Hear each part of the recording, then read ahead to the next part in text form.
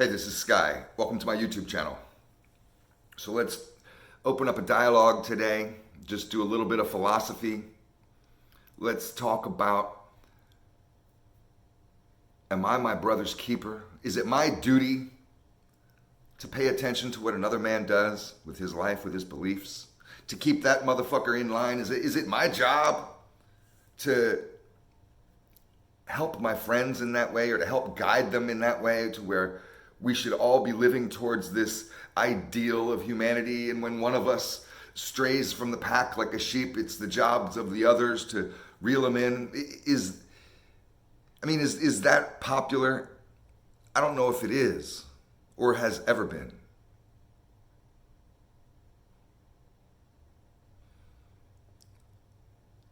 Think about your best friend.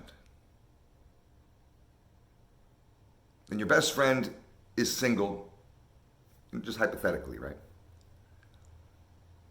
And he is about to get married to somebody who is awful, trashy, disgusting, lying. You see right through this chick. You can tell she is a garbage person, belongs at the dump. She's awful. And you care for your friend and you think they're a bad couple. You don't want them to get married because you don't want your friend to make a bad mistake in life. You can see through everything where your friend might be blinded. Your friend hasn't been laid in a while and you finally found a piece of ass. This chick can suck a bowling ball through a garden hose and's got him punch drunk. Meanwhile, she's terrible, lying to him, cheating on him, taking from his wallet, whatever. You can see that, but he can't. He's happy.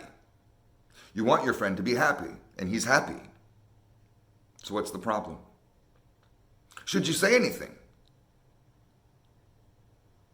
Should you stop him from what is obviously a terrible mistake, what is not going to work out as a relationship? You can see this. You're his friend. You know the motherfucker. Sometimes we know our best friends better than they know themselves. Is it your job to counsel that person, to step in, to say, wait a minute, you can't marry her? What, have you lost your fucking mind? Oh, hell no. Or should you just keep your mouth shut? He's happy. You wanted your friend to be happy, and he's happy. What's the big deal? Let him make his own mistakes in life. If he marries some trashy, scandalous whore, so what? It's his life, it's not yours. Mind your own business. There's just two ways of thinking about it. Maybe there's a happy medium. What if your friend is becoming a racist? And he's always been cool, or she's always been cool. But you notice through comments that she seems angrier now, always bringing up race, making derogatory comments, using racial epithets that she's never used before. And you can tell, you're not stupid. You know what racism looks like. You're not an idiot. You know. And this is obviously that. And should you step in and say, hey, what's going on with this shit with you lately? Are you about to join the fucking Klan or something? What the hell's wrong with you? You've never been this way before. What changed? Or should you just keep your mouth shut? Everybody has their own beliefs. Everybody's an individual.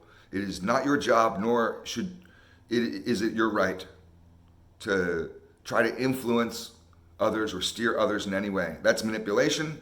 That's propaganda. It's a really shitty thing to do. There seems to be two sides of it. Am I making it too extreme? Is it just a happy medium? Is that Russian author that you may have heard of? I always butcher his name because it's hard for me to say. This Russian words have too many consonants, not enough vowels, but it's Alexander Solzhenitsyn, I think is it? Solzhenitsyn, I think that's his name. Interesting character. He died maybe 12 or 13 years ago, maybe more, I don't know. He wrote a bunch of books, and he wrote this book during World War II called, what was it called? The Writings from the Gulag, I think. And he had been captured and put into the Russian Gulag. That would suck. Those gulags were terrible, slave camps. Not good conditions. So while he was in there, he did some writing and he started to philosophize about his predicament and to really wonder how he got there. on a philosophical level, just on an existential level almost. How did this happen?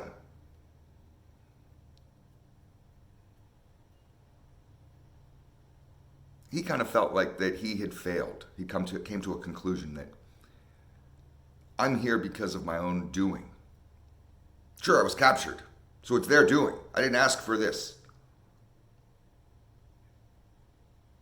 But are the things that happen to us really, are we free from any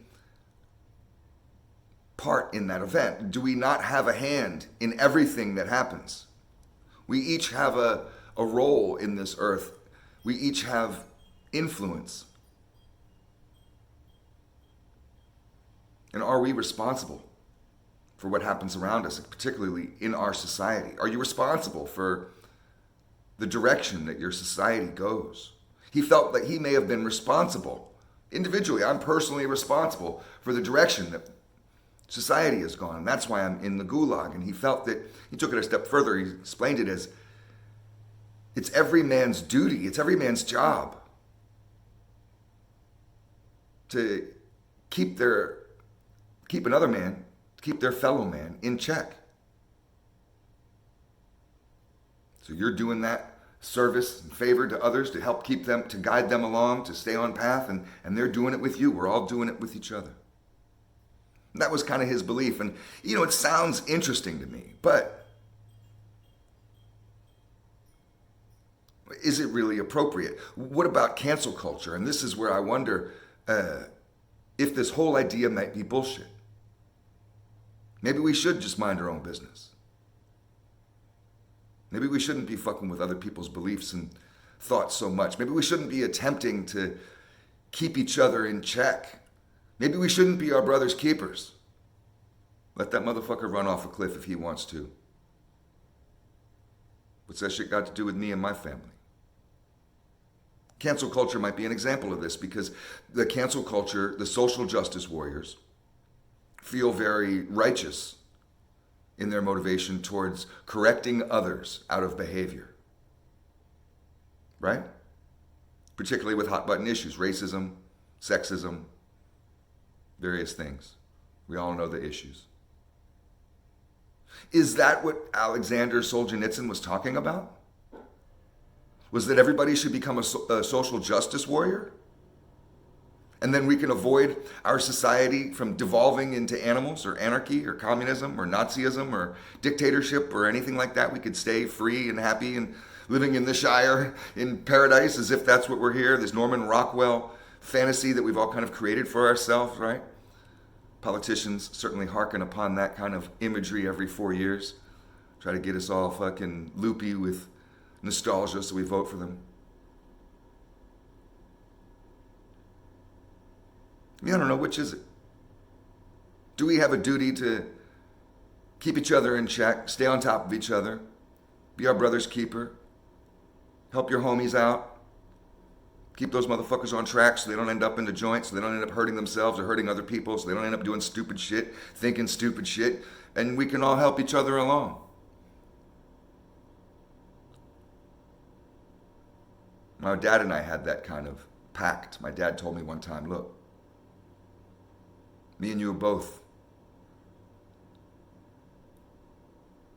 seem to find ourselves in a lot of drama and a lot of hard times in life, make bad decisions. Why don't we make a pact?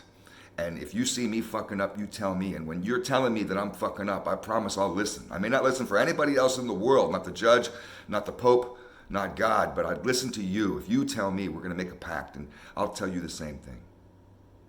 When I see that you're fucking up, you got to listen up. It never really worked out. He got murdered that same year in a gang war. It wasn't an innocent carjacking. My dad was shooting back. What I said made no difference. I told him to stop drinking. I told him to get a fucking regular job, stop being a criminal. I told him all kinds of stuff. He didn't listen. He got offended when I would talk like that. Shut up. How dare you? You don't know me, you don't know my struggle. I'm your father. The pact was bullshit.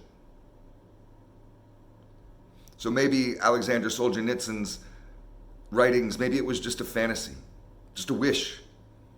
a dream, like if I could have affected somebody else's beliefs, then maybe we wouldn't have devolved into communism. Then maybe the Nazis wouldn't have taken over, and then maybe going through this line of logic, maybe I wouldn't have ended up in the gulag.